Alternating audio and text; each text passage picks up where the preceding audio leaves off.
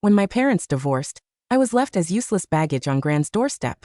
By 4 each morning, she'd drag me out to feed pigs, split wood, and scrub the drafty house. My hands were raw with chilblains and thick calluses. Dad, living comfortably in the city, kept promising to bring me over, but Gran locked me in my room like a lunatic. Buried in textbooks, I swore. The day I got into university, I'd leave and never look back. But on the day I planned to run to Dad's, my phone buzzed with a strange email, dated exactly 1 year ahead. The attached video showed me, a year later, sobbing at Gran's fresh grave. I stared, scowling at my reflection. What are you crying for? The old hag's gone. Pop champagne, don't weep. The girl on screen slapped herself, screaming, voice cracking. Idiot. That loving dad? He remarried years ago, new wife, precious son. He wants you in the city to sell you to an old creep for a $20,000 dowry. She gasped. The grandmother you hated? She spent freezing nights digging through trash heaps, scraping pennies for your tuition. But the day you were to register for uni, she was shoved while stopping them from dragging you away. Hit her head. Never woke up. Future me stared, eyes swollen, choking back sobs. Don't trust him. If you get a second chance, save Gran. Give her the life she deserves. I stood in the dim stairwell of my father's apartment building, my heart hammering against my ribs. I was skeptical. My dad called me every month, his voice always dripping with affection. Could he really be planning to sell me? With trembling fingers, I dialed his number. The line clicked open. Sylvia, sweetheart. His voice was warm, almost too sweet. I swallowed hard, trying to keep my voice steady. Dad, I'm almost at your place. I wanted to come see you. He let out a delighted chuckle. That's wonderful. I'll head out right now and buy all your favorite foods. Hurry on up, okay? I let out a breath I didn't realize I was holding. It was all a mistake. The email was just a sick, twisted joke. But then through the thin apartment door, a muffled voice drifted into the hallway. Is that the daughter you were talking about? A man's gruff voice asked. Sounds like a sweet thing. If we get this settled, the $20,000 is yours. Every single penny. My blood turned to ice. Then came my father's frantic whisper. Keep your voice down. Just make sure you have the cash ready. Once she walks through that door, she isn't escaping. I took a sharp step back, my boots squeaking against the concrete. Panic tore through me. I turned and sprinted down the stairs like a hunted animal. When I finally burst out of the building, my stomach violently rebelled. I leaned against a rusted lamppost, dry heaving until my throat burned. The raw, desperate screams from that future video echoed in my ears, louder than the city traffic. He was going to sell me. My own father was going to trade my life to secure a future for his new wife and son. With shaking legs, I boarded the overnight bus back to our rural town. Tears silently tracked down my face, freezing in the midnight air. It was 3 a.m. when I pushed open the creaking wooden gate of our yard. Gran's house was dark, save for the single dim bulb hanging in the main room. I crept inside, my footsteps silent on the packed dirt floor. Gran was crouching by the well. The water was near freezing, and her hands were swollen, raw, and bleeding in places as she scrubbed a pile of salvaged scrap metal. She stopped every few seconds to cough, a deep, rattling sound that shook her frail frame. The scene hit me like a physical blow. The video, the cold numbers on a scrap paper, her tragic end. It was all real. A choked sob escaped my throat. Gran whirled around, her eyes wide. When she saw me, her expression instantly hardened into a scowl. She grabbed a dirty broom resting against the well, pointing it at me like a weapon. You miserable brat, she barked, though her voice cracked. Where the hell have you been? Trying to sneak off to that deadbeat father of yours again? She raised the broom high, but as her eyes swept over my tear-streaked face and blue lips, her hand froze. She lowered the broom, clicking her tongue in annoyance. Get inside, you useless thing, she muttered, turning back to the well. There's a cold sweet potato in the pot. Eat it and get back to your books. I didn't move toward the kitchen. Instead, I threw my arms around her bent, bony shoulders, burying my face in her rough, dirt-stained coat. Gran went completely rigid. Gran, I'm sorry. I wept, my tears soaking into the worn fabric. I'm not leaving. I'll never try to find him again.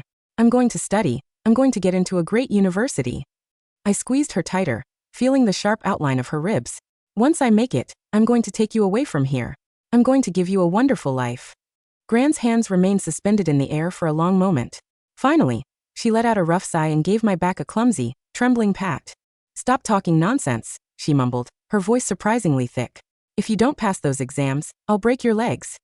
Her words were harsh, but her touch was incredibly gentle.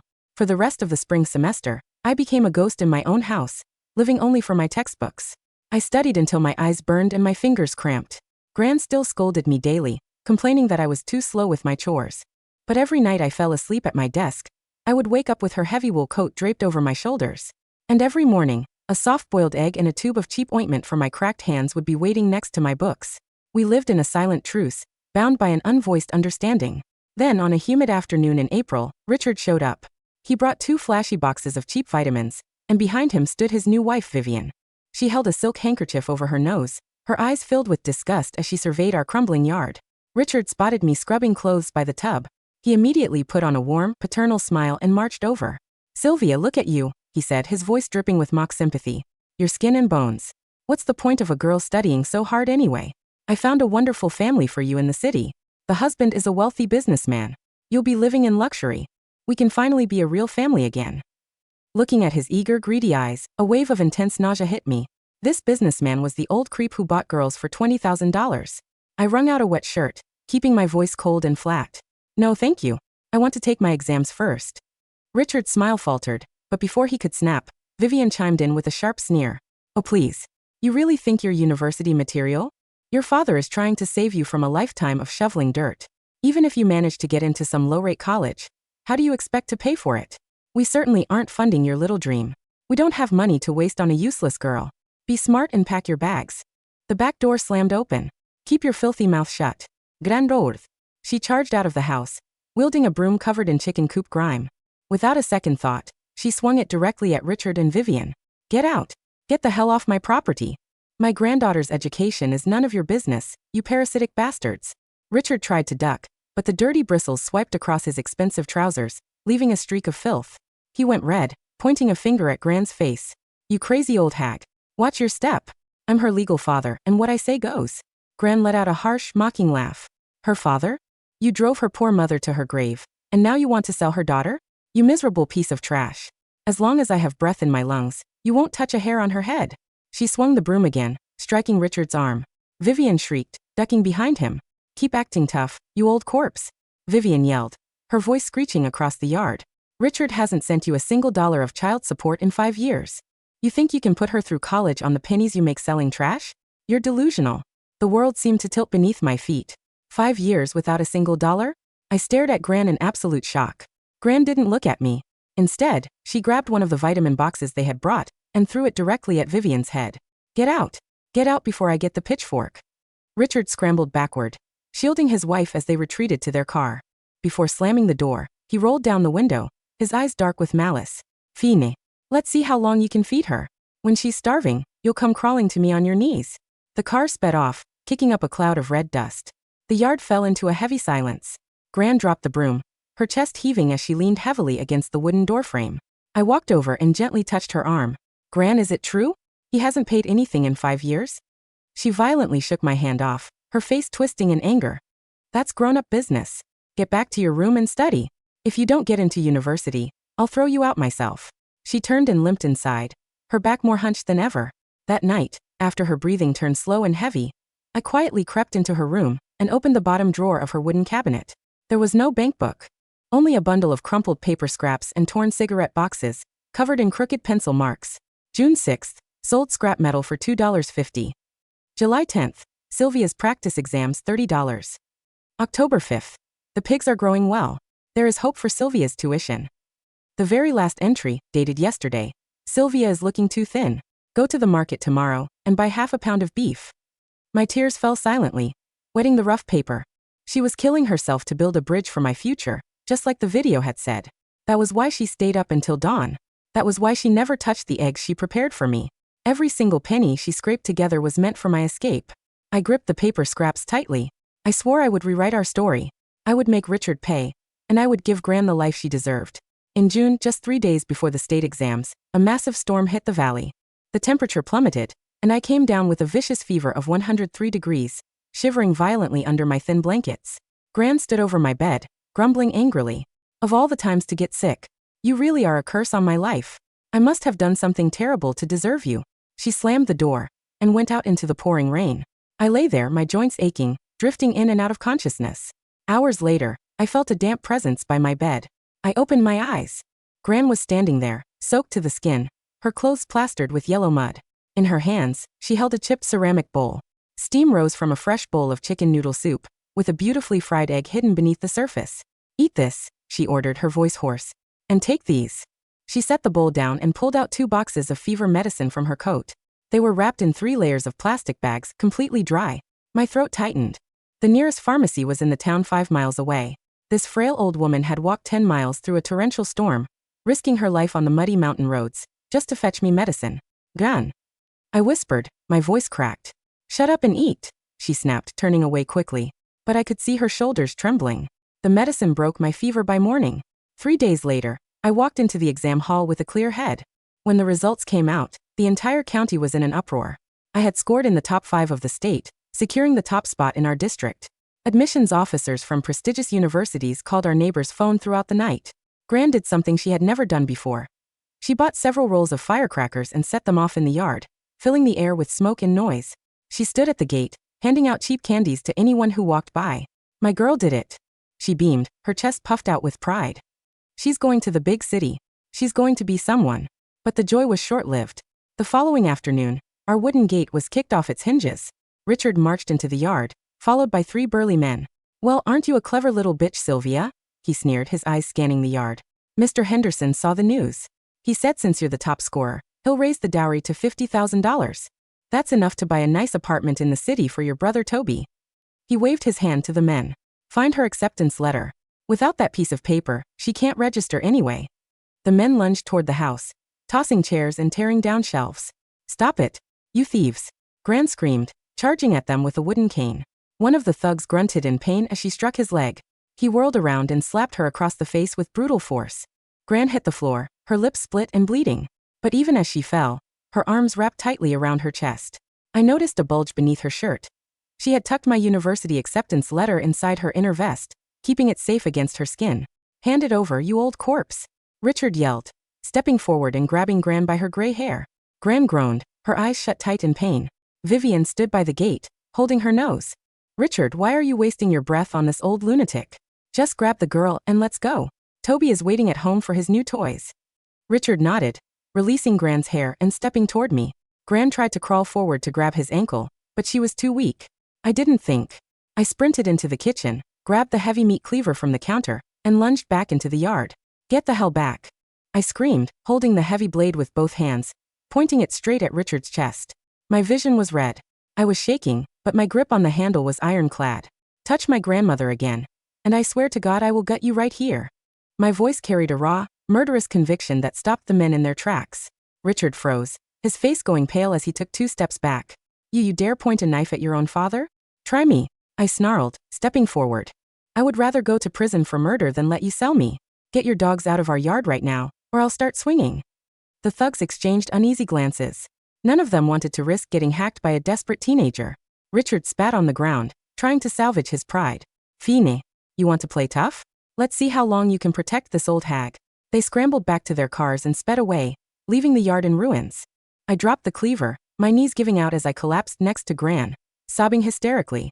Gran pulled me against her chest, her thin arms shaking as she held me close. It was the first time she had ever embraced me so tightly. Don't cry, Sylvia, she whispered, her voice cracking. Gran is here. Even if it kills me, I'll get you out of these mountains. Hearing my name from her lips for the first time, a strange sense of peace washed over my terror. I held her tight, and with my free hand, I pulled out my phone.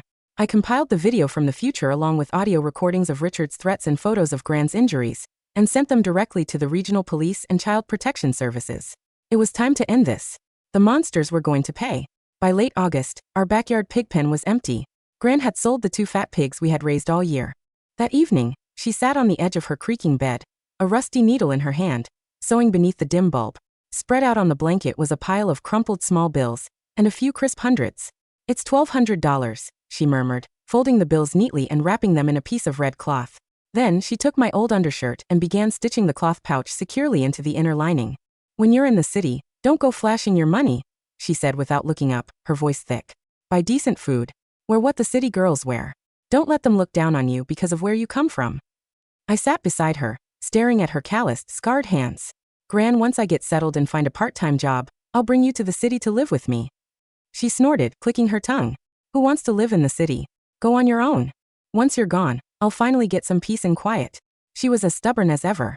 But as she pulled the thread tight, I saw a single tear fall onto the red cloth, darkening the fabric. The next morning, We left before dawn to catch the long-distance bus to the provincial capital. If we could just get on that bus, we would be free. It was 3:30 in the morning when we quietly slipped out of the yard. But as we reached the dirt road at the town entrance, 3 vans suddenly lurched out of the darkness, blocking our path. The doors slid open, and a dozen heavy-set men stepped out. Richard stood at the front, and beside him, Vivian was waving my official registry documents with a triumphant smirk. Running away? Richard sneered. Did you really think getting into college meant you won, Sylvia? I used your legal documents to officially withdraw your registration at the university. You're not enrolled anymore. You have nowhere to go but to Mr. Henderson. With those few words, he shattered everything. The late nights, the frozen hands, the miles Gran had walked in the storm, all of it, wiped out by a stroke of a pen. Pure, unadulterated hatred flared in my chest. You're insane. This is kidnapping. It's illegal. Kidnapping. Richard laughed, a harsh, ugly sound. A father arranging a marriage for his daughter? Even the sheriff won't touch this. Grab her. 2 men stepped toward me. Don't you dare touch my girl. Gran screamed. She dropped her worn canvas bag and hurled her frail body at the first man, her teeth sinking deep into his arm. Ah, the old bitch bit me, the man roared, violently throwing his arm back. Gran was flung to the ground, but she scrambled right back up, throwing herself in front of me. Sylvia, run. Run to the highway. Richard's face twisted with rage. Get this old pest out of my way. Now. One of the thugs raised a heavy boot and kicked Gran squarely in the chest. A sickening thud echoed through the silent morning. Gran was thrown backward, her head striking a sharp, jagged rock on the side of the road. Blood, thick and dark, immediately pooled in the dirt. The sight of that crimson stain seared itself into my brain. Gran lay motionless in the mud, her eyes turning to me with a faint, fading light. Her lips moved slightly, making no sound, but I knew what she was saying. Run. No. No. Please God, no. A choked, animalistic shriek tore from my throat. I fell to my knees, scrambling through the dirt to reach her. I pressed both hands against her head, trying to stop the blood, but it kept seeping through my fingers, warm and sticky. The horrific vision from the future had caught up to us. I gathered her rapidly cooling body into my arms, my world collapsing into absolute darkness. Gran. Please. Gran. The mud was cold, but Gran's blood running through my fingers was hot, sticky, and terrifyingly fast. Sylvia, run. Her lips parted, her voice nothing more than a faint, wet rattle in her throat. Her eyes, usually so sharp and fierce, were starting to glaze over, reflecting the dim gray light of the pre-dawn sky. No. No, Gran, stay with me. Please look at me. I screamed, pressing my palms against her head, my tears mixing with the dirt on her pale cheeks. Richard stepped forward, his leather shoes squelching in the mud right beside Gran's head. He looked down at the blood, then up at me, his eyes carrying a cold, desperate greed. Get her up, he ordered the thugs. The old hag is finished anyway. Don't let the girl waste any more time. Mr. Henderson's car is waiting at the county line. One of the heavy-set men reached down, his dirty fingers grabbing my shoulder to wrench me away from Gran's body. Row. A sudden, deafening roar of sirens shattered the silent morning air. A blinding flash of red and blue lights illuminated the narrow dirt road, cutting through the darkness. 3 high-powered regional police SUVs lunged out of the forest bend, their tires throwing up massive sheets of muddy water as they blocked Richard's vans from both sides. State police. Nobody move. Put your hands on your heads. A voice boomed through a megaphone. The thugs froze. The man grabbing my shoulder instantly let go, raising his hands in panic. Richard's face went entirely pale, his eyes darting toward the forest, but before he could even take a step, 3 armed officers tackled him directly into the mud. What the hell? I'm her father. This is a family matter. Richard shrieked. His face pressed into the dirt as an officer clicked heavy metal handcuffs around his wrists. Vivian let out a piercing shriek as a female officer pinned her against the side of the van, confiscating her purse and the official university registry documents she had been holding. Sylvia Vance? A paramedic shouted, rushing toward me with a trauma kit. Here. Please, my grandmother. Her head. I cried, my voice cracked and raw. Within seconds, the medical team took over. They stabilized Gran's neck, applied a pressure bandage to her head, and lifted her onto a stretcher. Unlike the original timeline, where she had lain in the mud for hours before being found, the ambulance was right there. I stood in the mud, my hands covered in my grandmother's blood, watching them slide her into the back of the emergency vehicle. The regional police captain walked over to me, his face stern. You're a very smart girl, Sylvia. The tracking coordinates you sent to our regional task force last night allowed us to intercept them before they could move you out of the province. I looked at the captain, then at Richard, who was being shoved into the back of a police cruiser, his expensive clothes covered in filth. I had set the trap the moment I returned from the city. I knew Richard wouldn't give up. I had kept my phone active, secretly recording every threatening text, every call, and when my sister-in-law had proctored the exam, she had helped me establish a direct line with the Regional Child Trafficking Task Force. I didn't run. I climbed into the ambulance beside Gran, holding her cold, swollen hand as the vehicle sped toward the provincial hospital, its sirens wailing into the dawning light. The future had been altered, and I was going to make sure the monsters stayed in the dark forever. The provincial hospital's intensive care unit was quiet, smelling of sterile sheets and chemical wash. I sat in the plastic chair outside the operating room for 4 agonizing hours. My hands were still stained with dried, dark blood, and my eyes were burning from exhaustion. The heavy double doors finally swung open, and a middle-aged surgeon in green scrubs walked out, pulling off his mask. "Are you the granddaughter?" he asked, his voice tired but calm. I stood up, my knees trembling. "Yes. Is she going to make it?" "The impact caused an acute subdural hematoma," the surgeon explained, wiping his brow. "In most cases at her age, delayed treatment would have been fatal. But because she was brought in within 30 minutes, we were able to perform an emergency craniotomy and relieve the pressure on her brain." He gave me a small, reassuring smile. "The surgery was a complete success. Her vitals are stable. She's tough, Sylvia. She'll wake up in a few hours." A long, ragged sob escaped my throat. I fell back into the plastic chair, covering my face with my hands, my shoulders shaking violently as the suffocating terror of the last 12 hours finally broke. She was alive. Gran was going to survive. While I sat by Gran's bedside, the legal system was dismantling Richard and Vivian's lives with terrifying precision. The regional police, armed with the future video's details, the recorded audio files, and the forged documents Vivian had used to withdraw my university registration, launched a massive investigation. They discovered that Richard's tech firm was a complete fraud. He had embezzled over $100,000 from local investors, and he was deeply in debt to offshore loan sharks.